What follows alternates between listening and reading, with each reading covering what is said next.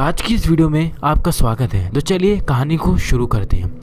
रात के 12 बज चुके थे। तनवीर तन्नू इलाहाबाद से कानपुर पहुंचा। रोडवेज की बस से उसके बस से उतरते ही एक अधेड़ उम्र का आदमी उसकी ओर हाथ बढ़ाकर बैग को थामते ही बोला, कहाँ चलेंगे बाबूजी? मैं रिक्शे वाला। दूसरे हाथ से रिक्शे की ओर इशारा करते हुए उसकी आवाज़ से ऐसा प्रतीत हो रहा था मानो दिसंबर की ठंड और भूख ने उसके गले को बैठा दिया। तभी तो वो भागता हुआ पहुंचा था अपनी सवारी के पास। तन्नू ने उसकी ओर देखते हुए कहा, बड़ी हवेली चमनगंज जाना है, कितने लोगे? 1997 की उस कड़ाके की ठंड में केवल 4 रिक्शे वाले और 2 तांगे वाले ही दिख रहे थे। हर जगह कोहरा ने अपनी चादर चढ़ा रखी थी। रिक्शे वाले ने कहा, 10 रुपये दे दीजिएगा, ठंड भी तो है सरकार। तन्नू ने रिक्शे की तरफ चलते हुए कहा, ठीक है चलो। रिक्शे पर सवार होते ही तन्नू ने अपने जैकेट से सिगरेट का पैकेट निकाला। एक सिगरेट उसमें से निकाला और पैकेट वापस जेब में रख दिया। उसी जेब से लाइटर निकाला और सिगरेट जलाई। एक लंबा कश लगाकर अंदर खींचा और राहत की सांसों के साथ सिगरेट का धुआं बाहर छोड़ा। उसका चेहरा तनाव रहित लग रहा था। उसने रिक्शे वाले से पूछा, रात भर रिक्शा चलाते हो क्या? परिवार नहीं है शहर में? रिक्शे वाले ने जवाब दिया, नहीं बाबूजी, 2 बजे तक चलाएंगे, फिर कमरे पर जाकर आराम करेंगे। सुबह 9 बजे माइल में काम करते हैं, यहीं पास के गांव से हैं, इसलिए परिवार नहीं रखा शहर में। अरे वाह, तुम तो काफ़ी मेहनती मालूम पड़ते हो। कितने पढ़े लिखे हो? तन्नू ने उसकी ओर देखते हुए पूछा। मैट्रिक पास हैं बाबूजी, रिक्शे वाले ने जवाब दिया। सिगरेट का आखिरी कश खत्म होते ही चम्मचगंज पहुंच गया था तन्नू। रिक्शे वाले ने हवेली के पास रिक्शा रोकते ही कहा, लीजिए पहुंच गए बाबूजी हवेली। तन्नू ने अपनी जेब से बटुआ निकाला, उसमें से 10 रुपये का नोट रिक्शे वाले को दिया। फिर बटुआ जेब से रखते ही बैग को कंधे पर टांगा और हवेली की तरफ बढ़ने लगा। हवेली के गेट पर चौकीदार बैठा था। उसे तन्नू के आने की खबर शायद पहले से ही थी, इसलिए तो उसने नाम सुनते ही गेट खोल दिया। तन्नू हवेली के मुख्य दरवाजे की ओर बढ़ा। चौकीदार ने उसके हाथ से बैग लेकर अपने कांधे पर टांग लिया और दूसरे हाथ में लालटेन थाम रखी थी। दरवाजे पर पहुंचा, उसने कुंडी खटखटाई। कुछ देर में दरवाजे को एक 18 साल की सुंदर लड़की ने खोला। उसने तन्नू की ओर देखते ही एक नादान सी मुस्कान अपने चेहरे पर झलकाई।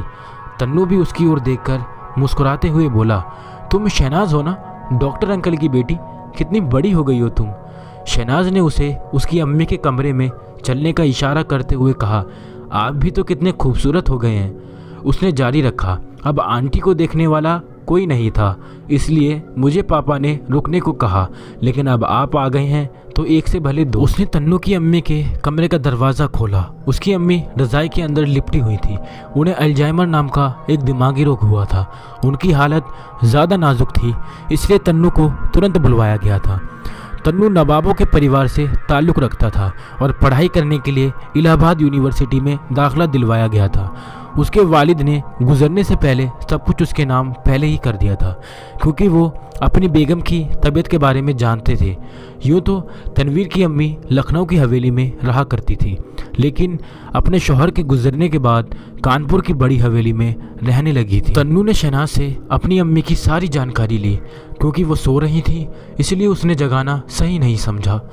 शहनाज ने तन्नू को उसके कमरे की ओर ले जाते हुए कहा, तुम इस हवेली में पहली बार आए हो ना, इसलिए तुम्हें बता रही हूँ। नीचे बेसमेंट में कभी मत जाना। सब कहते हैं उसमें एक रूह रहती है।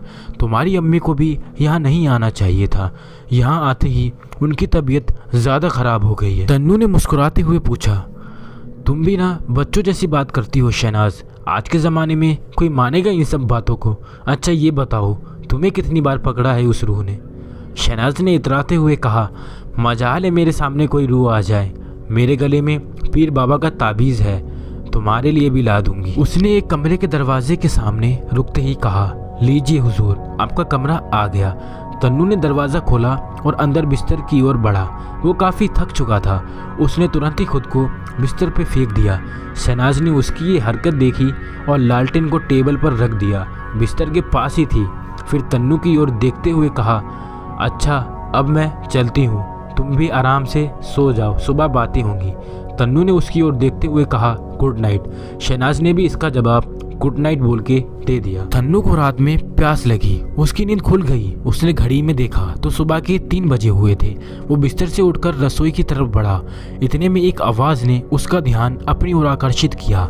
वो आवाज़ शायद बेसमेंट से ही आ रही थी। आवाज़ धीरे धीरे तेज़ होने लगी। ऐसा लग रहा था जैसे कोई अपने हाथों से दरवाजे को ज़ोर ज़ोर से पीट रहा हो। तनवीर के कदम रुके नहीं।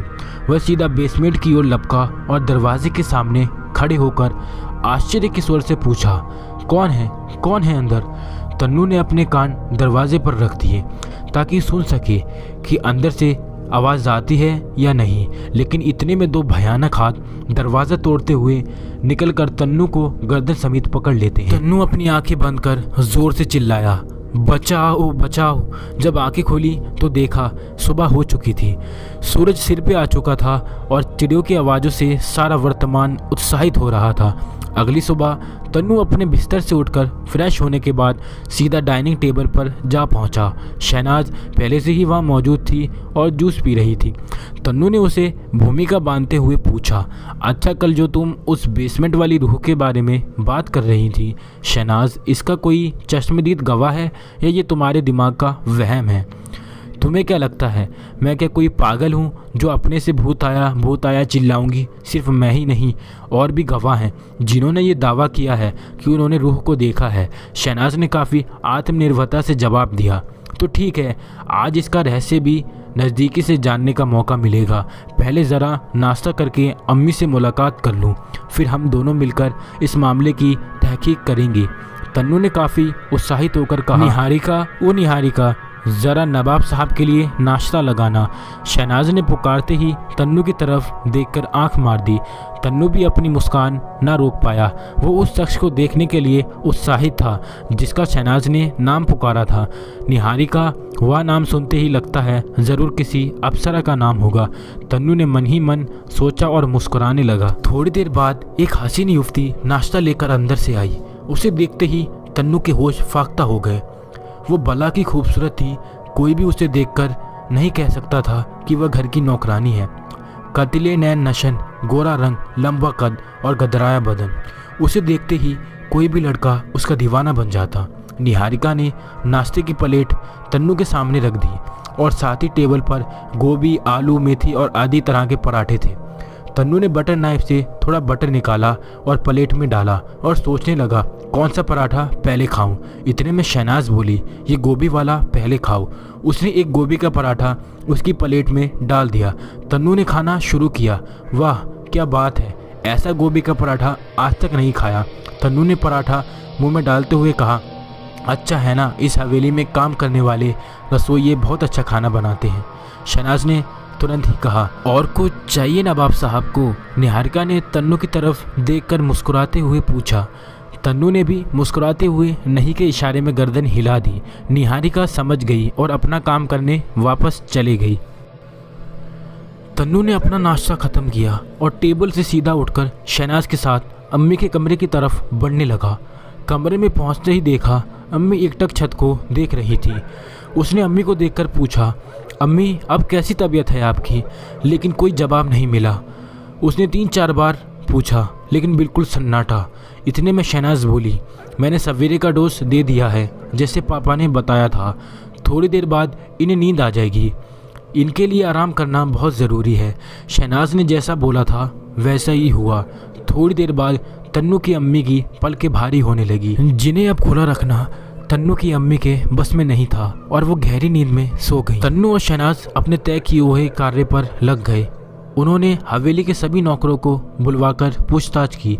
उनमें से ज़्यादातर का यही कहना था कि उस बेसमेंट में से कभी कभी किसी के चलने की आवाज़ आती है।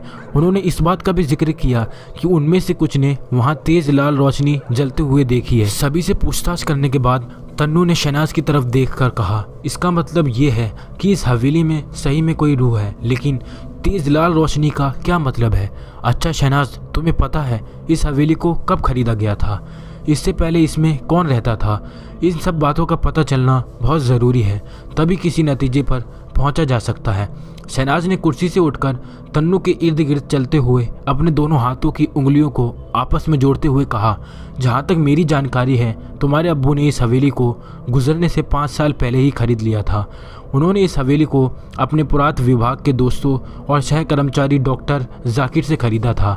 उन्हें लंदन की यूनिवर्सिटी से बुलावा आ गया था और उन्होंने जाने से पहले ये हवेली तुम्हारे अब्बू को भेज दी। शहनाज ने बोलना जारी रखा, तुम्हारे अब्बू के गुजरने के बाद घर का खर्च और हवेली के रख रखाव में दिक्कत आने लगी थी, इसलिए मुनीब जी और बाकी के जिम्मेदार सदस्यों ने ही लखनऊ की हवेली बेचने का फैसला किया था। फिर भी खर्च चल ही रहा था, कई जगह खेती से अच्छी खासी आमदनी हो जाती। तुम्हारे अब्बू और डॉक्टर जाकिर इस हवेली में अपने प्रयोग की कुछ वस्तु भी रखते थे, मैंने ऐसा सुना है। तन्नू काफ़ी गंभीरता से इस बड़ी हवेली के ख्यालों में खो गया। तन्नू अपने ख्यालों में ये सोचता रहा कि आखिर इस तहखाने में ऐसा क्या होगा जिससे सभी हवेली के नौकर डरे हुए हैं। क्यों न तहखाने को एक बार खोल कर देखा जाए, मैं कल ही उस तहखाने को खोलता हूँ। तन्नू ने मन ही मन सोचा। शाम हो चली थी। तन्नू ने अपनी अम्मी को दवाई खिलाई और हॉल में चिमनी के पास आकर बैठ गया। निहारिका तुरंत उसे चाय की प्याली देती है। तन्नू निहारिका की तरफ बड़े प्यार से देखता है और पूछता है, घर में कौन कौन है? निहारिका ने जवाब दिया, कोई नहीं नवाब साहब। तन्नू चाय की चुस्की तो ले ही रहा था, साथ ही निहारिका की कमर को देख रहा था। उस गदराए हुस्न की मलिका की कमर बिल्कुल चिकनी नजर आ रही थी। वो उसे हसरत भरी निगाहों से देख रहा था और उसके मन में उसे छू लेने का विचार आ रहा था। इतने में कमरे में शहनाज आ जाती है और तन्नू की तरफ देखकर कहती है, क्या हुआ नवाब साहब, क्या खिचड़ी पक रही है दिमाग में? तन्नू मुस्कुराते हुए उसकी ओर देखता और कहा, कुछ नहीं, बस यूं ही चाय की चुस्की ले रहा हूँ, तुम्हें भी पीनी हो तो बताओ। शहनाज ने तन्नू की ओर देखते हुए कहा, रहने दीजिए, मैं खुद ही बना लूँगी। इतने में तन्नू ने उससे पूछा, अच्छा शहनाज, क्या कल तुम मेरे साथ तहखाने में चलोगी? शहनाज ने बोला, ना बाबा ना, मुझे पागल कुत्ते ने काटा है क्या? तन्नू ने निडरता दिखाते हुए कहा, तुम भी क्या बच्चों जैसी बात करती हो, आज के ज़माने में भूत प्रेत जैसी बात करती हो।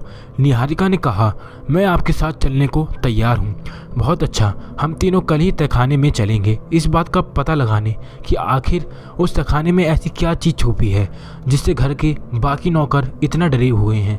तन्नू ने उन दोनों नौजवान लड़कियों से कहा जिनके चेहरे पर गंभीरता के साथ डर साफ झलक रहा था। रात काफ़ी हो चली थी। खाने के टेबल पर एक दूसरे को गुड नाइट कहने के बाद शहनाज और तन्नू अपने अपने कमरे में सोने चले गए। तन्नू ने अपने कपड़े बदले और नाइट सूट में बिस्तर पर सोने चला गया। कुछ देर के बाद तन्नू की नींद खुली। उसने अपनी घड़ी में देखा तो 3 बजे हुए थे। उसे ज़ोर से प्यास लगी थी, लेकिन बगल में रखे जग में पानी ख़त्म हो गया था। उसने अपने मन में सोचा, बड़ी अजीब बात है, अभी तो पानी भर के रखा था, सोने से पहले एक बार भी नहीं पिया, तो फिर ये कैसे ख़त्म हो गया? तन्नू ने इतना सोचा ही था कि उठकर किचन की ओर बढ़ने लगा कि अचानक उसे किसी के कदमों की आवाज़ सुनाई पड़ने लगी। उसने पहले तो इस बात को नज़रअंदाज किया, लेकिन फिर जब आवाज़ काफ़ी ज़ोर से आने लगी तो उसने इस आवाज़ का पीछा किया। वो कदम की आहट उसे तहखाने के पास ले गई। कदमों की आहट इतनी साफ सुनाई पड़ रही थी कि कोई भी दूर से सुन ले, और दरवाजे के नीचे दरार से लाल रोशनी चमकती हुई दिखाई पड़ रही थी। तन्नू तहखाने के दरवाजे के निकट आया तो कदमों की आहट थोड़ी धीमी पड़ गई और जैसे ही दरवाजे पर कान टिकाए, अचानक एक खौफनाक हाथ बाहर निकल कर आता है, दरवाज़ा तोड़ते हुए और तन्नू को जकड़ लेता है। तन्नू घबराहट में अपनी आंखें बंद कर ज़ोर से चीखता, बचाओ बचाओ। इतने में उसकी आंखें खुल जाती हैं तो वो देखता है कि निहारिका खिड़की का पर्दा हटा रही है और सुबह का सूरज निकल चुका है। उसने तन्नू की ओर देखते हुए कहा, किसने पकड़ लिया नवाब साहब आपको? किससे बचाना है? तन्नू ने बात को बदलते हुए कहा, जिसे पकड़ना है वो तो कभी पकड़ती नहीं, और जिसे नहीं पकड़ना होता वो सपनों में भी पकड़ लेता है। तन्नू का शरारत भरे जवाब का मतलब शायद निहारिका समझ गई थी, इसलिए उसकी ओर मुस्कुराते हुए बोली, अब जल्दी से तैयार भी हो जाइए और नाश्ते के टेबल पर आ जाइए। याद है ना, आज तहखाने की छानबीन करनी है। तहखाने के कमरे के बाहर एक बड़ा सा ताला लटका मिला। तन्नू ने आसपास नज़र डाली तो देखा कोई ज़्यादा काम आने वाली चीज़ नहीं मिली, बस एक लोहे की घंटी रखी हुई थी। उसने उस घंटी को उठाया और तहखाने के कमरे के उस ताले को तोड़ दिया। तन्नू ने तहखाने का ताला तोड़ तहखाने का दरवाज़ा खोला। निहारिका और शहनाज की हालत डर से ख़राब हो गई थी। उन्होंने अपने हाथों से कसकर पकड़ रखा था तन्नू को भी उनके डर का अंदाज़ा हो चुका था। पूरे तहखाने में धूल ने चादर चढ़ा रखी थी। ऐसा लग रहा था मानो किसी ने सदियों से हाथ न लगाया हो। चारों ओर दीवार पर मकड़े के जाल साफ नजर आ रहे थे। तन्नू ने तहखाने में सामने रखी मेज पर देखा तो कुछ पुराने दस्तावेज रखे हुए थे, कुछ नक्शे थे और एक पेपर वेट भी था। निहारिका और शहनाज सामने रखी अलमारी खोलकर छानबीन कर रहे थे। उस तहखाने में कुल 5 अलमारियां थीं। तन्नू ने दस्तावेज की छानबीन से पता लगाया कि उसके अब्बू शायद हिमालय की किसी गुफा के ऊपर काम कर रहे थे। कुछ दस्तावेजों से पता चला उस गुफा में उन्हें एक अमूल्य वस्तु प्राप्त हुई थी। उसका उन दस्तावेजों में जिक्र तो था, लेकिन कहीं ये नहीं लिखा था वो क्या थी। तन्नू ने उन दस्तावेजों को अपने ओवरकोट की जेब में रख लिया और सामने की अलमारी की ओर बढ़ गया। सभी अलमारियों को देखने के बाद उसने सभी दस्तावेजों को एक जगह इकट्ठा किया। वहीं थोड़ी दूर में एक बड़ा सा संदूक रखा हुआ था। उन तीनों ने उस पुराने संदूक को खोला। उसमें एक कंकाल रखा हुआ था। ऐसा लग रहा था काफ़ी पुराना है, लेकिन उस संदूक के कंकाल का सिर गायब था। आखिर इसका सिर कौन ले गया होगा और ये कंकाल यहाँ क्या कर रहा है? शहनाज ने उचित स्वरों में पूछा। तन्नू ने उसका उत्तर दिया, मुझे लगता है अब्बू और उनके दोस्त किसी प्रोजेक्ट पर हिमालय के पहाड़ों की गुफाओं पर गए थे। वहाँ उन्हें शायद ये कंकाल मिला होगा। ये कोई मामूली कंकाल तो नहीं है और इसे देखकर लगता है कि काफ़ी समय से बर्फ़ में जमा हुआ होगा, तभी इसके कोट में पानी से गलने के निशान हैं। लेकिन नवाब साहब, इसका सिर गायब होने की क्या वजह हो सकती है? निहारिका ने तन्नू की ओर देखते हुए पूछा। मुझे लगता है कि ये एक अंग्रेज़ का कंकाल है, क्योंकि इसके कपड़े से तो यही पता चलता है। लेकिन ये बात तो मेरी भी समझ में नहीं आई कि इसका सिर कौन ले गया होगा और क्यों। तन्नू ने कंकाल को ध्यान से देखा। उसके कोट का आधा हिस्सा फटा हुआ था। उसकी पतलून भी कई जगह से फट सी गई थी। उसके पाँव में लॉन्ग बूट थे, जो ज़्यादातर पहाड़ों पर चढ़ने वाले लोग ही पहनते हैं। तन्नू ने उन बूट को देखकर थोड़ी देर के लिए सोच में पड़ गया। फिर उन तीनों ने वहाँ से ज़रूरी कागजात बटोरे और तहखाने को बंद कर दिया। शहनाज एक नया ताला लेकर आई और उसने तन्नू को दे दिया। तन्नू ने उस तहखाने के दरवाजे का कुंडा बंद कर उस पर ताला लगा दिया। तीनों तहखाने से मिले कागजात को लेकर हॉल में आए। उन्होंने उन सभी दस्तावेजों को हॉल की एक बड़ी सी टेबल पर रखा। फिर तन्नू और शहनाज मिलकर उन दस्तावेजों की जांच पड़ताल करने लगे। निहारिका तन्नू की अम्मी के कमरे में उनका हाल पता करने चली गई। तन्नू और शहनाज ने दस्तावेजों से पता किया कि वो कंकाल काफ़ी कीमती था, जिसे तन्नू के अब्बू अपने इंतकाल से पहले ही इस तहखाने में लेकर आए थे। उस कंकाल का सिर काफ़ी कीमती और चमत्कारी था। तन्नू ने शहनाज की तरफ देखते हुए कहा, शायद उस कंकाल के सिर गायब हो जाने की यही वजह थी कि वह चमत्कारी था। लेकिन ऐसा कौन सा अंग्रेज़ी चमत्कारी कंकाल मिल गया था? इतने में शहनाज ने कहा, मुझे लगता है कि उस कंकाल का सिर इस हवेली में आने के बाद गायब हुआ था। यह बात तो तुमने बिल्कुल सही कही, लेकिन सिर गायब किसने किया होगा, ये अपने आप में एक पहेली है। तन्नू ने शहनाज से उचित भाव में कहा। शाम हो चली थी। सब कुछ देखते हुए तन्नू ने शहनाज से कहा, अच्छा अब चलकर नहा धोकर फ्रेश हो लिया जाए। आज तहखाने की काफ़ी सफाई कर ली है। शहनाज ने भी उसकी बात मानकर अपने कमरे की ओर फ्रेश होने चली गई। दोनों फ्रेश होने के बाद डाइनिंग टेबल पर आकर बैठ गए। निहारिका उन दोनों के लिए कॉफ़ी ले आई। कॉफ़ी पीते पीते शहनाज ने तन्नू से पूछा, क्या तुम्हें लगता है कि इस हवेली में इसी सरकटे अंग्रेज़ी हुकूमत के सिपाही का भूत घूमता है?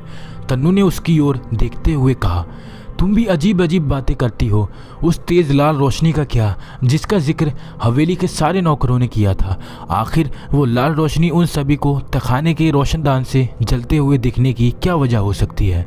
अगर उस कंकाल का सिर चमत्कारी है तो धड़ भी चमत्कारी होगा, निहारिका ने पूछा। तन्नू थोड़ी देर के लिए सोच में पड़ गया। उसके मन में ये विचार आ रहे थे कि जब वो इस हवेली में आया, उसे 2 बार उसी तहखाने में किसी के कदमों की आहट सुनी और लगातार 2 रातों को एक जैसा ही सपना, घड़ी में 3 बजे का घंटा दिखाई देना, ये सारी चीज़ें किसी और इशारा कर रही थी। लेकिन तन्नू ने बात बदलते हुए शहनाज से पूछा, अगर तुम्हें उस कंकाल का सिर मिल जाए तो तुम क्या करोगी? अगर वो सचमुच चमत्कारी हुआ तो उससे बहुत सारी दौलत मांग लूंगी और इस दुनिया पर शहजादी बनकर राज करूंगी। शहनाज ने पलक झपकते ही जवाब दिया। दोनों मिलकर हंसने लगी। रात काफ़ी हो चली थी। निहारिका ने दोनों का खाना डाइनिंग टेबल पर लगा दिया और खुद तन्नू की अम्मी के लिए सूप लेकर उनके कमरे की ओर चली गई। शहनाज और तन्नू खाना खाने लगे। डाइनिंग टेबल पर खाना खत्म होने के बाद तन्नू ने शहनाज को गुड नाइट बोला और निहारिका से अपने कमरे में पानी रखने का हुक्म दिया। निहारिका ने मुस्कुराते हुए गर्दन हिला दी। तन्नू ने अपने कमरे में जाकर नाइट सूट पहना और अपने बिस्तर पर लेट गया। कुछ देर के बाद निहारिका जग में पानी लेकर आई। तन्नू ने उसे अपने पास थोड़ी देर बैठने को कहा। निहारिका पहले तो थोड़ा घबराई, लेकिन फिर पास ही कुर्सी पर बैठ गई। तन्नू ने उसे बिस्तर पर ही लेटे हुए पूछा, अच्छा निहारिका, तुम इस हवेली में ही रहती हो या फिर कभी अपने घर भी जाती हो? निहारिका ने तन्नू के प्रश्न का उत्तर दिया, जाती हूँ ना नवाब साहब, हर शनिवार को जाती हूँ और रविवार की शाम को वापस आ जाती हूँ। तन्नू ने थोड़ा संकोच से पूछा, अच्छा कोई आशिक या मंगेतर है तुम्हारा? निहारिका ने राहत भरे अंदाज में जवाब दिया, नहीं नवाब साहब, अब तक कोई आप जैसा मिला ही नहीं। तन्नू के चेहरे पर मुस्कान खिलाई, जैसे उसे किसी खजाने की चाबी मिल गई हो। लेकिन उसे अपने हाव भाव को काबू में रखते हुए निहारिका से कहा, अच्छा चलो, अब तो मैं मिल गया हूँ, अब क्या ख्याल है? निहारिका का चेहरा शर्म से लाल हो चुका था। उसने अपने चेहरे को हाथों से ढका और वहाँ से भागती हुई चली गई। तन्नू भी समझ गया कि लड़की हंसी तो फंसी, उसका आधा काम हो चुका था। बस अब इजहार करके आंखें चांद और जिया बेकरार करना बाकी रह गया था। तन्नू ने ठंडी आंखें भरी और एक गिलास पानी पिया, फिर थोड़ी देर में सो गया। रात का घंघोर अंधेरा बाहर छाया हुआ था और साथ ही उस पर कोहरे ने चादर ढक रखी थी। लेकिन शायद उस हवेली में किसी को चैन की नींद आ ही नहीं रही थी। कदमों की तेज आहट सुनकर तन्नू की नींद खुली। वो कुछ देर के लिए अपने बिस्तर पर ही लेटकर कदमों की आहट सुनकर सोचने लगा, इतनी रात को कौन टहल रहा है हवेली में? कहीं कोई चोर तो नहीं? वह अपने बिस्तर से उठा और धीरे धीरे से अपने कमरे का दरवाज़ा खोला। तन्नू उन तेज कदमों की आहट का पीछा करने लगा। वह उसी जगह पहुंच गया, लेकिन जो उसने देखा उस पर यकीन कर पाना शायद हर पढ़े लिखे व्यक्ति के लिए असंभव था। तन्नू ने देखा वही कंकाल हवेली में इधर उधर घूम रहा था। शायद वो अपना सिर ढूंढ रहा था। तन्नू एक तरफ बड़ी सावधानी से छुपकर ये सब कुछ देख रहा था और एक और जहाँ उसके रोंगटे खड़े हुए थे, वहीं दूसरी ओर उसके मन में सवाल भी था और वह यह था कि ये कंकाल उस तहखाने से बाहर कैसे आया? वहाँ तो ताला लगा दिया था। तन्नू उस कंकाल का बड़ी सावधानी से पीछा करने लगा। जैसे ही घड़ी में 3 बजे का घंटा बज आया तो कंकाल अपने तहखाने की ओर बढ़ने लगा। तन्नू भी उसके पीछे पीछे हो लिया। उसने देखा कि वह अंग्रेज का कंकाल अपने संदूक के अंदर जाकर लेट गया। फिर संदूक अपने आप बंद हो गया और ठीक उसी तरह बंद हो गया। हवेली के तहखाने का दरवाज़ा। तन्नू को बड़ी हैरत हुई ये सब देखकर। तन्नू सीढ़ियाँ चढ़कर अपने कमरे में वापस आ गया, अपने बिस्तर पर लेट गया। लेटकर तन्नू ये सोचने लगा कि सबकी बातें सही साबित हो गई। इस हवेली में हकीकत में भूत है जो शायद रोज़ाना इस हवेली में चक्कर लगाता है। शायद उसे अपनी खोपड़ी की तलाश है। ये सिर कटा कंकाल इस हवेली में जब तक घूमता रहेगा जब तक इसे अपनी सिर नहीं मिल जाता। लेकिन उस सिर को चुराया किसने होगा और क्यों चुराया होगा? शायद उस कंकाल की खोपड़ी कुछ ज़्यादा ही कीमती है, उस कंकाल के लिए भी और उसके ढूंढने वाले के लिए भी। तन्नू इसी सोच में सो नहीं पाया और देखते ही देखते सुबह हो गई। सवेरा होते ही उसने नाश्ता किया और सबसे पहले तहखाने में पहुंच गया। लेकिन एक बार फिर वो हैरानी में पड़ गया। उसने देखा कि तहखाने के दरवाजे पर ताला लगा हुआ है। उसने निहारिका को आवाज़ लगाई और उसने चाबी लाने को कहा। निहारिका फौरन ही चाबी लेकर पहुंची। उसने तन्नू को चाबी दे दी। तन्नू ने तुरंत ही ताला खोल तहखाने का दरवाज़ा खोल दिया। निहारिका भी उसके साथ ही तहखाने में चली गई। वो तन्नू को बड़ी हैरत से देख रही थी क्योंकि तन्नू के माथे पर चिंता की लकीरें थीं। उसने तन्नू से पूछा, आप क्या ढूंढ रहे हैं नवाब साहब? तन्नू ने उसे पिछली रात की सारी घटना बताई और उसे सुनकर निहारिका डर गई। तन्नू ने सबसे पहले उस संदूक को खोला जिसमें कंकाल रखा था। उसने कंकाल का अच्छी तरह से निरीक्षण किया। फिर उसने उस संदूक का भी अच्छी तरह से निरीक्षण किया। उसे ये लगा कि शायद संदूक में कोई ऐसा सुराग छुपा हुआ हो जो उस कंकाल का राज बताने में मदद करे, लेकिन उसके हाथ निराशा ही लगी। फिर दोनों ने मिलकर संदूक बंद कर दिया और तहखाने की अच्छी तरह से जांच करने लगे। निहारिका ने तन्नू से फिर एक बार पूछा, हम लोग क्या ढूंढ रहे हैं नवाब साहब? तन्नू ने जवाब दिया, इस समय कंकाल से जुड़ी हर उस चीज़ की तलाश कर रहे हैं जो हमें चमत्कारी खोपड़ी तक ले जाए। तन्नू और निहारिका ने अच्छी तरह से तहखाने में हर चीज़ की तलाशी ली ताकि उन्हें कुछ अहम सुराग मिल जाए जो उन्हें उस चमत्कारी खोपड़ी तक पहुंचा दे। अंत में उन्हें तन्नू के अब्बू के दोस्त डॉक्टर जाकिर की तस्वीर मिली जिसके पीछे उनका पता और फ़ोन नंबर लिखा हुआ था। तन्नू ने अपने मन में सोचा कि ये एक अहम सुराग है जो उन्हें उस चमत्कारी खोपड़ी के बारे में अधिक से अधिक जानकारी दे सकता है। निहारिका और तन्नू ने तहखाने को अच्छी तरह से बंद कर दिया और ऊपर हॉल की तरफ आ गए जहाँ शहनाज पहले से ही उनका इंतज़ार कर रही थी। उसने तन्नू और निहारिका से पूछा, तुम दोनों नीचे तहखाने में क्या कर रहे थे? इतनी बड़ी हवेली छोटी पड़ गई थी जो कोना ढूंढते हुए तहखाने में पहुंच गए थे। तन्नू और निहारिका मुस्कुराए। फिर तन्नू ने कहा, ऐसी कोई बात नहीं है, कल रात हुए एक हादसे के बाद हम लोग कुछ ढूंढने के लिए तहखाने में गए थे। कौन सा हादसा? शहनाज ने उचित स्वर में पूछा। तन्नू ने विस्तार पूर्व सारी बात बताई जिसे सुन शहनाज खौफ से थर-थर कांपने लगी, लेकिन उसने सबसे अपना डर छुपाते हुए पूछा, अच्छा तो कुछ मिला क्या नीचे तहखाने में? तन्नू ने उसे डॉक्टर जाकिर के बारे में बताया।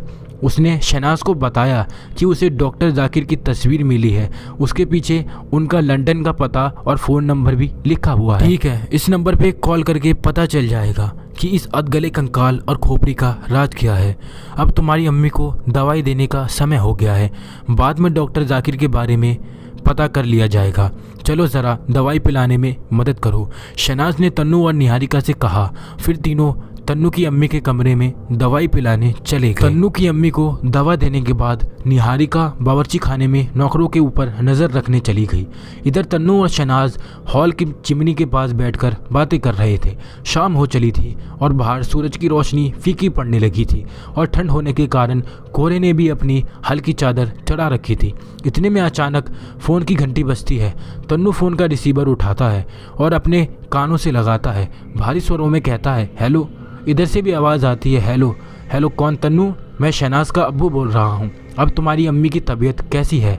कुछ सुधार हुआ उनकी हालत में? शहनाज के अब्बू ने तन्नू से पूछा।